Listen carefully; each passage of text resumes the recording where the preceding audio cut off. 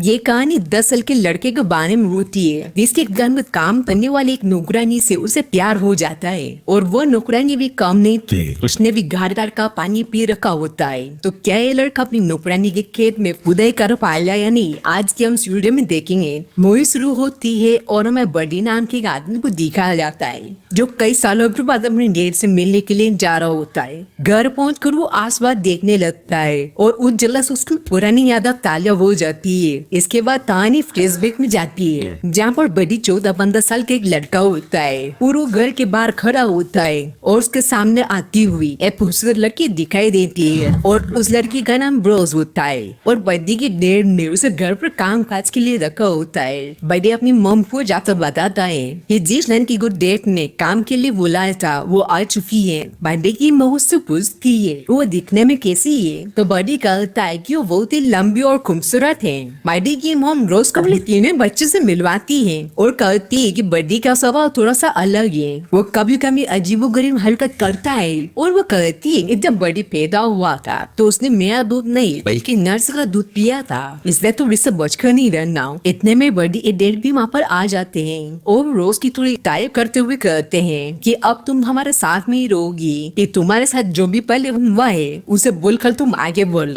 वह एक नई जिंदगी की स्टार्ट करो। बडी ये सारी बातें बहुत ही ध्यान से सुन रहा होता है और उसे ये जानना होता है कि आखिर रोज के साथ ऐसा क्या हुआ है। रोज अब घर में सबसे घुलने मिलने लग जाती है। रोज बडी के भाई बहन के साथ खेल रही होती है तो बडी उसे चुपकर देख रहा होता है और बडी के मन में रोज के लिए कई तरह के ख्याल आने लगते हैं। और इसके बाद बडी और उसके भाई बहन टेबल पर फ्रूट सुखा रहे होते हैं तो बडी रोज से पूछता है कि तुम्हारे साथ आखिर क्या हुआ था, तो रोज कहती है कि वो बहुत ही बुरे लोग थे जिन्होंने मेरे साथ बहुत ही गलत किया था। इसके बाद शाम के समय सभी लोग खाना खा रहे होते हैं तब बडी के डैड रोज के खाने की तारीफ करते हुए उसके तरबूज पर चांटा मार देते हैं तो रोज शर्माते हुए वहाँ से भाग जाती है। एक बार वह बेटे तीनों बच्चों को लगता है उनके पिता रोज का आपस में कोई चक्कर चल रहा है और तीनों बच्चे अब से रोज पर नजर रखना शुरू कर देते हैं। बडी अपने भाई को कहता है कि रोज हमारे डैड को लुभाने की कोशिश कर रही है। इसके अगले दिन बडी की मॉम किसी काम से बाहर चली जाती है।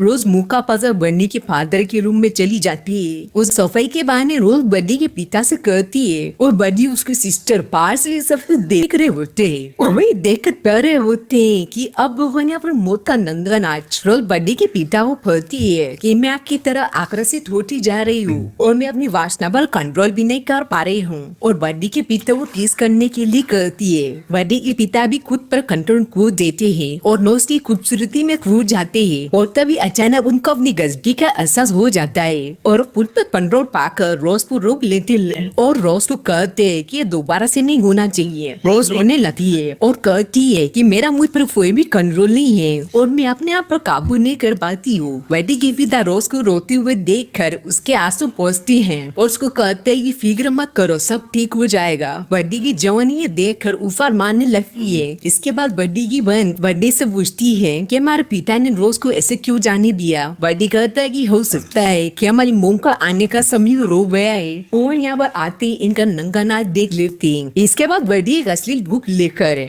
अपने बिस्तर में चला जाता है और वो चादर के अंदर बुक पढ़ने लगता है तो तभी एक आवाज आती है और बडी सोने का नाटक करने लगता है और या तो रोज होती है और वो बडी को कहती है कि बडी क्या तुम सो गए? मैंने उठ कर कहता है कि नहीं, मैं अभी नहीं सोया हूँ। रोज कहती है कि मुझे अपने कमरे में नींद नहीं आ रही है, तो क्या मैं तुम्हारे साथ में यहाँ पर सो सकती हूँ? और बडी को तो इसी बात का इंतजार होता है कि कब रोज मेरे पास आए और मैं कब उसकी तरबूजों का हिसाब किताब करूँ। और बडी रोज से कहता है कि तुम मेरे पास सो सकती हो। रोज बडी के पास ही लेट जाती है और बडी के साथ लेवल बातें करने लगती है और रोज कहती है कि दिल का टूटना भी कितना बड़ा दुख होता है और आज मेरा किसी ने दिल तोड़ दिया है। असल में वह उसके फादर के बीच में कारनामा को याद कर रही होती है और वो कहती है कि मैं बहुत ही बुरी लड़की हूँ और मुझ में दुनिया भर की हवल भरी हुई है। बडी ये जान कर भी जानबूझकर रोज से पूछता है कि तुम्हारे साथ क्या हुआ है। रोज कहती है कि तुम काफी छोटे हो इसीलिए मैं तुम्हें कुछ नहीं बता सकती हूँ। बडी कहता है कि मैं समझ सकता हूँ, तुम बताओ क्या हुआ तुम्हारे साथ। रोज कहती है कि तुम प्रॉमिस करो किसी को भी ये बात नहीं बताओगे।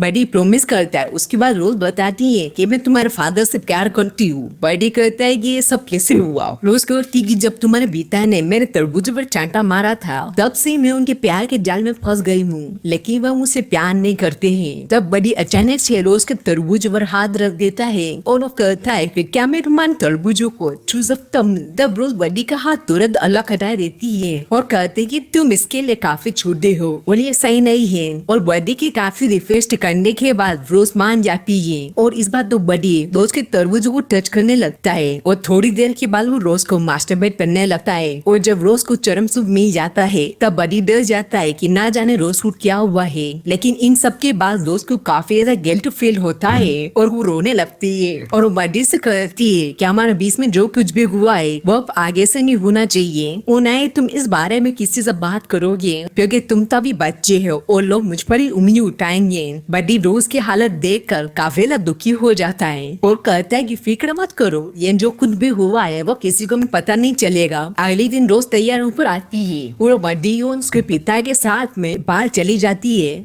जहाँ पर सभी मर्द ऊपर से नीचे तक रोज को ही घूर रहे होते हैं। और रोज वहाँ पर एक आदमी से मिलती है और उसके साथ में वहाँ से चली जाती है। अगले दिन घर के बाहर एक आदमी घूम रहा होता है। बड़ी की मुंह से देखकर घबरा जाती है और बड़ी के पिता को फोन कर देती है। और जब बड़ी के पिता घर पर आते हैं और उस आदमी को वहाँ से भगा देते हैं। रात में फिर से बड़ी के पिता को गार्डन में दो आदमी दिखाई देते हैं तो दोनों ही आपस में किसी वजह से लड़ रहे होते हैं। बड़ी के पिता गन से गोली चलाते हैं जिसे डर कर वो दोनों बात से भाग जाते हैं। बड़ी के पिता को समझ में आ जाता है ये दोनों रोज के बॉयफ्रेंड है और रोज को कहते हैं कि मुझे ये सब कुछ यहाँ पर नहीं चाहिए, अगर तुमको हमारे साथ पे रहना है तो तुम इसे रोक दो। रोज कहते ये मैं उन दोनों को समझाऊंगी कि वो यहाँ से दूर रहे। इसके कुछ दिनों बाद रोज को पुलिस वाले पकड़ लेते हैं क्योंकि उसने पुलिस ऑफिसर की मुंह काट लिया होता है। बड़ी उसके पिता रोज को छुड़वाने के लिए पुलिस स्टेशन में जाते हैं। बड़ी के पिता रोज को अपने साथ रखने में सम्मत नहीं है और वो रोज को कार से निकाल देना चाहते हैं। और उसी वक्त रोज की तबीयत अचानक से खराब होने लगती है जिसके कारण उसको हॉस्पिटल में भर्ती करवाया जाता है। बड़ी उसका पूरा परिवार रोज से मिलने के लिए जाता है। रोज की हालत में थोड़ा सुधार देखकर उसको घर में शिफ्ट कर दिया जाता है जहाँ पर डॉक्टर रोज को डेली चेकअप करने के लिए आता जाता रहता है। रोज अब डॉक्टर को पसंद करने लग जाती है और वो डॉक्टर को सेड्यूस करने लग जाती है। एक दिन बड़ी के पिता को रोज के कमरे में कुछ आवाजें सुनाई देती है और जब वो दरवाजा खटखटाते हैं तो रोज के कमरे में से एक लड़का भागने की कोशिश कर रहा होता है जिसे बड़ी के पिता देख लेते हैं और वो रोज पर गुस्सा होते हैं। रोज उनसे कहती है कि मैं यहाँ सभी से प्यार करती हूँ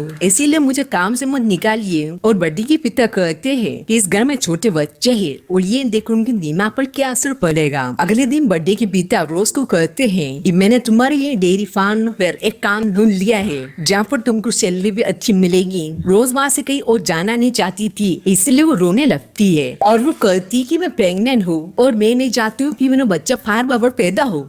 बड़ी के पिता को रोज पर बिल्कुल भरोसा नहीं होता है इसीलिए वो रोज को लेकर उसकी सच्चाई जानने के लिए डॉक्टर के पास चले जाते हैं। डॉक्टर बड़ी के पिता को बताते हैं कि रोज कभी भी मां नहीं बन सकती है। रोज के साथ में जो पास्ट में हुआ है उसकी वजह से उसको एक बीमारी हो गई है जिसके कारण वो अपनी वासना पर जाकर भी कंट्रोल नहीं कर पा रही है। और डॉक्टर बड़ी के पिता वो कहते हैं कि रोज का ऑपरेशन करके उसकी ओवरी को बाहर निकालना होगा जिसके बाद वो भी वासना पर कंट्रोल कर सकेगी। बड़ी के पिता तो मान जाते हैं लेकिन बड़ी की मम्मी से साफ इनकार कर देती है। इसके बाद सभी घर वापस आ जाते हैं। बड़ी रोज को प्रपोज करता है। रोज बड़ी को कहती है कि अभी तुम छोटे बच्चे हो और जिस रास्ते पर चलना चाहते हो इस पर हम नहीं जा सकते हैं। रोज अब उस पुलिस वाले को डेट करने लग जाती है जिसने उसकी उंगली काटी थी और वो रोज को शादी के लिए प्रपोज करता है और रोज भी मान जाती है और कुछ दिनों के बाद दोनों की शादी हो जाती है।